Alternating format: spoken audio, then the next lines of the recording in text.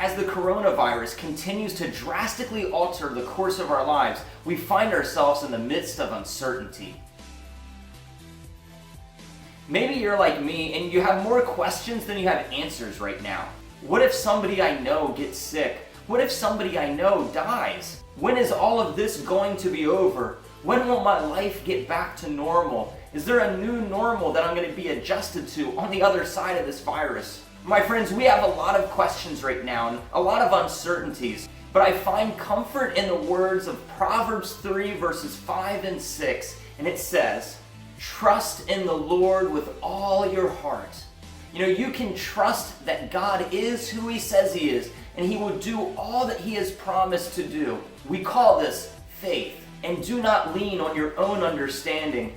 You see, my friends, there's so much that we do not understand right now. And that can be a little bit scary because we feel like we're out of control. But just remember that God is in control. And He doesn't have a human mind like us. He is divine. He's above us. And so He rules and reigns over all of this. In all your ways, acknowledge Him, and He will make straight your paths. Right now, we don't know where our path is going. Sometimes we don't even know what our next days are going to look like.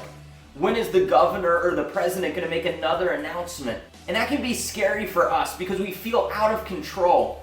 But just remember that God is in control. It might take a couple weeks, a couple months, or even a couple years before we can look back and see the path that God has brought us through. My friends, we are living in uncertain times, but here's a few things that we do know for sure. We know that God is more powerful than any person, disease, or virus. We also know that God is in control of all things.